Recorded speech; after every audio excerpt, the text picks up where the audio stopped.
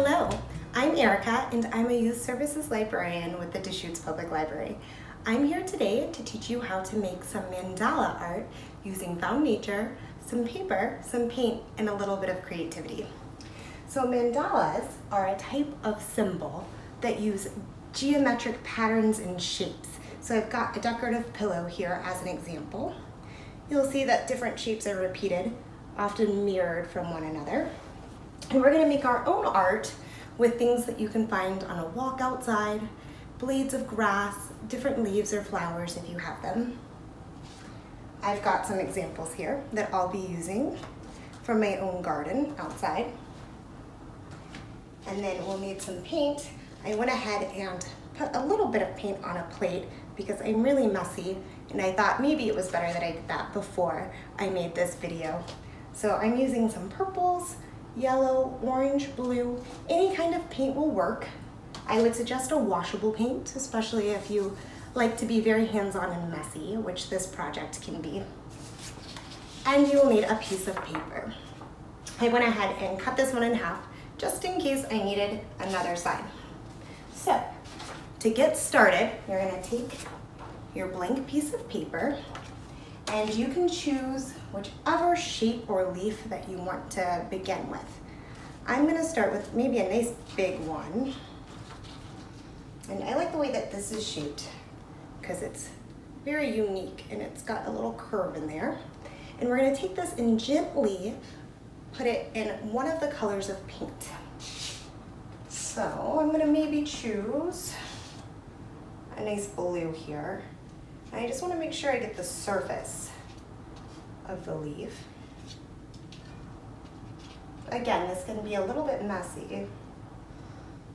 So I've got a nice blue going on there. I'm gonna maybe rub a little bit off. And I'm gonna take this leaf and I'm gonna press it on the paper. And gently tap on it to make sure that I'm getting some of that paint transferred to the paper. And it's okay if you get dots here and there. So you'll see that I now have a leaf print. I'm going to repeat that pattern below and then to the side. So I think I've got enough paint on here to at least do a couple more of these.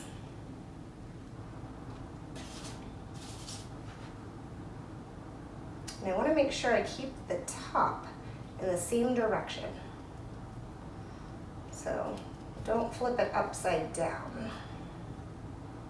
I'm going to add just a little bit more blue paint here. It's starting to run thin.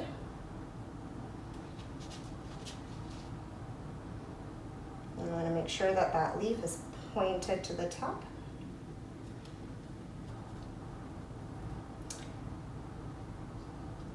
And I transfer as much paint as possible. It's okay if it's not perfect or if they look a little different. So it almost looks like a butterfly or fairy wings. So next I'm going to move on to my next color.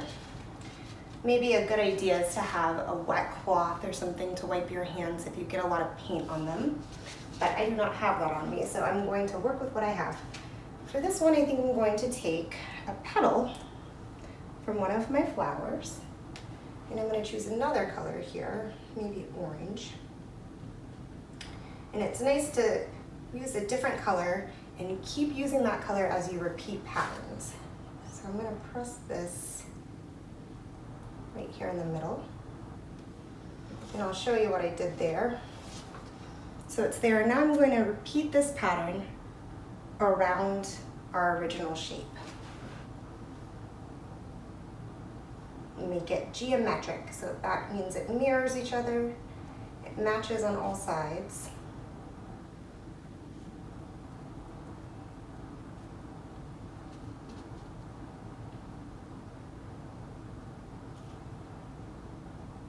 And again, you might be a little bit messy, but that's okay. So this is what we're looking like right now.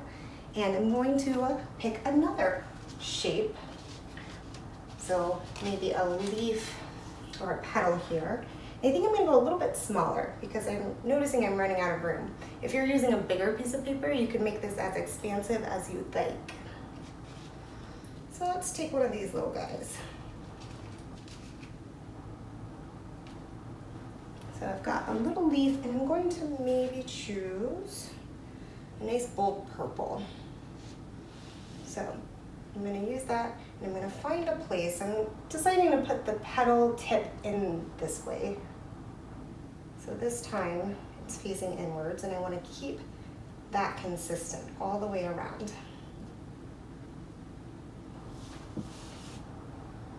And I'm going to make a lot more prints with this one because our pattern's getting bigger.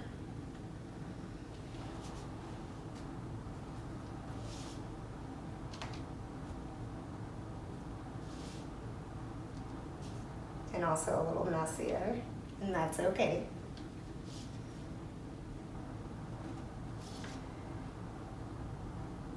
Okay. Now I've got lots of paint on my fingers. This is what I'm looking like now. Since I've expanded and taken up most of the picture, I think I'm gonna go ahead and finish it. And I don't know if going out is gonna be the direction I'd like to go, although certainly there's room. I'm gonna maybe put something right in the middle to center my piece of art.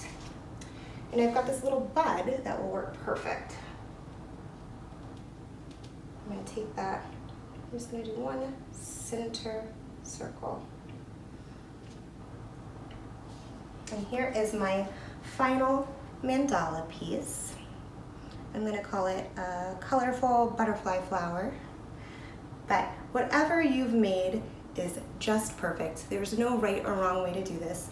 It's a great way to experiment with shapes, with patterns, with colors, and with creativity.